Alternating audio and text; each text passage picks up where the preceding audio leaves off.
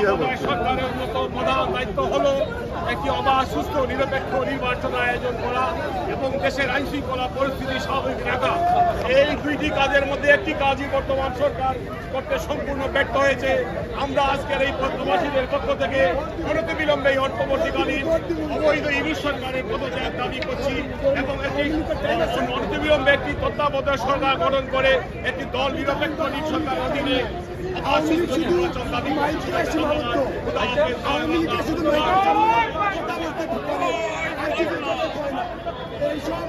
বাংলাদেশকে ধ্বংস করেছে, বাংলাদেশকে কোথায় নিয়ে গেছে।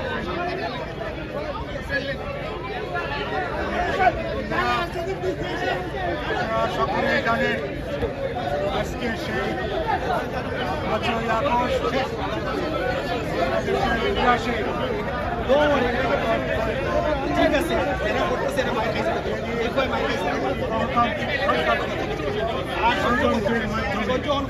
সন্ত্রাসী কর্মকাণ্ড দিয়ে পতন করানো হয়েছে। সেই কারণে এই দিনটি আজকে অত্যন্ত গুরুত্বপূর্ণ।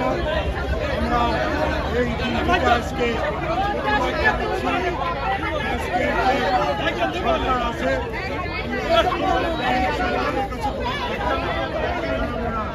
আমরা শুধু এই ইউনিট সরকারের পদত্যাগ দাবি করি, কারণ এই ইউনিট সরকার একটি জঘন্য সরকার এবং একটি সন্ত্রাসী সরকার। তারা বাংলাদেশে একটি মবের রাজত্ব কায়েম করেছে, খুনের রাজত্ব কায়েম করেছে।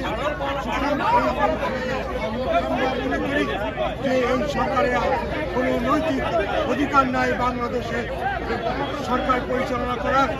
আমরা আজকে এই সমাবেশে আপনারা যারা হাজির হয়েছেন আপনাদের সবাইকে আমি আমার ব্যক্তিগত এবং সরকারের পক্ষ থেকে সবাইকে ধন্যবাদ জানাই এবং আজকের এই দিনটি অত্যন্ত গুরুত্বপূর্ণ দিন। আপনারা যারা এখানে এসেছেন সবাইকে ধন্যবাদ জানিয়ে আজকের এই সভাপতি, উপস্থিত নেতৃবৃন্দ, বক্তব্যের সূত্রে আপনাদেরকে অন্যান্য শুভেচ্ছা। আজ আগস্ট মাস